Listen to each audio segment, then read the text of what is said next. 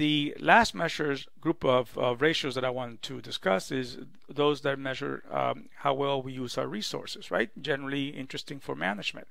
And there's two that I wanted to discuss: accounts receivable days and accounts payable days.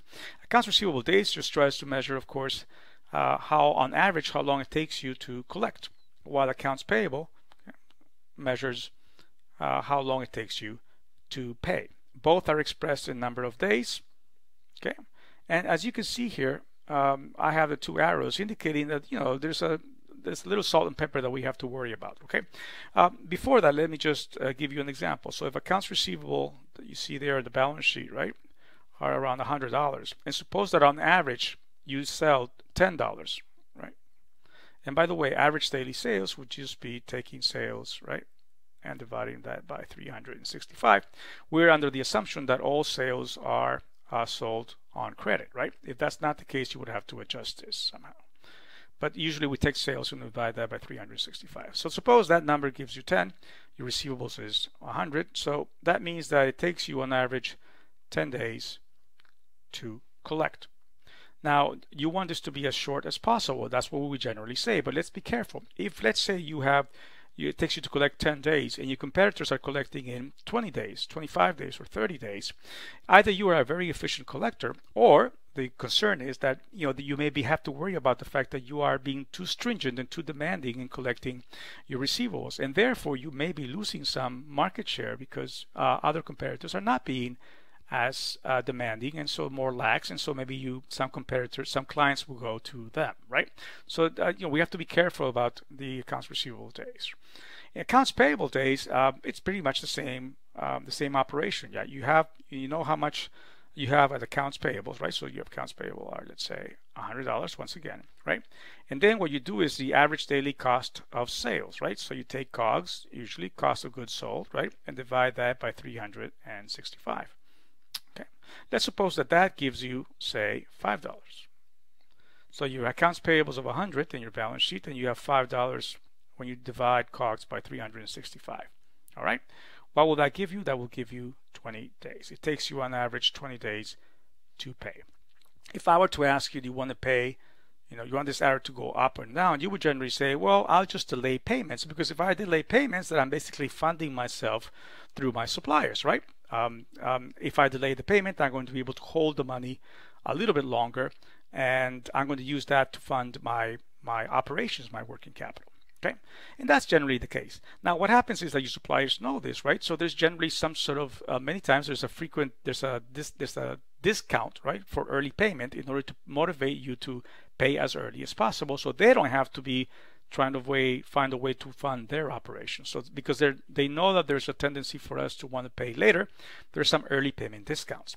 And we usually say, well, the early payment discount, who cares? I lose 2% of a discount, but at least I keep the money longer. And this is what I wanted to discuss with you. Let me give you an example. Suppose you have an early payment discount offer to you of 210 net 30. What does that mean? It means that you get a 2% discount, right? If you do what? If you pay in less than or equal to 10 days, right? Otherwise, so if you don't pay early, and so you don't get the 2% discount, you have to pay everything without the discount, of course. Pay all in day equal 30. All right. So this is what happens. Suppose you have a liability, right, of $1,000. Okay.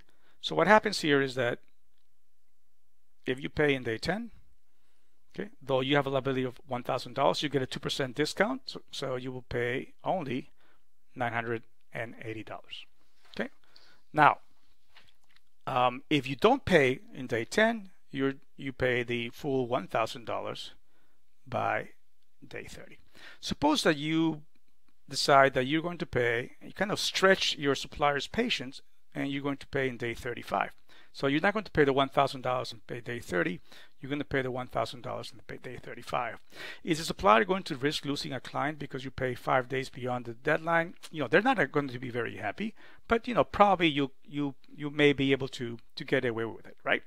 And so the argument goes like this, right? Though you could pay $980 in day 10, you prefer to kind of hold on to the money till day 35, and if you have to pay $1,000 instead of $980 because you're no longer enjoying the discount, so what? At least you kept the money for more longer number of days, right? So let me show you what this means. What this would mean is that you are willing to pay how much more in order to keep the money longer? You're willing to pay $20 more, right? Instead of paying $980 in day 10 with the discount, you hold on to the money and pay in day 35 the full $1,000. So you're willing to pay $20 more for keeping the money how much longer? Well, if you, in order to enjoy the $980, right, so the 2% discount, you would have had to pay in day 10.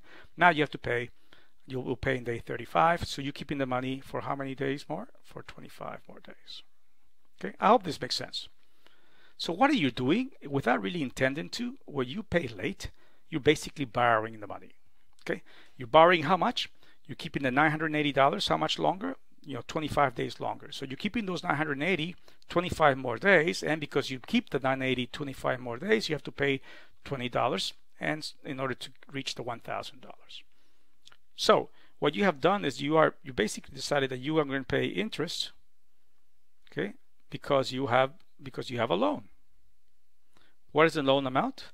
The loan amount is a $980. That's the money that you're keeping for 25 more days, and the interest that you're paying, so above the $980 is the $20, right? So this is happening for what period, right? For 25-day period. In finance, if you were to divide the 20 by the 980, you would get approximately a little bit over 2%, right? So that's, you would say, 2% is what it costs me. Not really. Because in finance, we always annualize all interest payments so that we can compare apples to apples. So this is just the percentage that you're paying for a 25-day period. If you operate your company consistently doing this all the time, paying consistently late, then you have to annualize this value so that you can find how much you're paying on interest, on a yearly basis. So what we do is, in order to annualize this, is multiply this times how many 25-day periods are in 1 year. And if I assume that in 1 year there are 365 days, and I'm asking myself how many 25-day periods are in a year, then if you multiply these two things, you will get overall for a year, if you do this consistently, how much interest you will have to pay. What is the rate that you will get? I'll get 29.79%. What does that mean? It means that if you don't take advantage of early payment discount, then it is as if you're borrowing the money and paying a 29.79% interest rate, which it surprises a lot of people, because a lot of people assume that if you don't take advantage of the early payment discount, you're basically just losing the 2%. No, you're borrowing at 29.79%.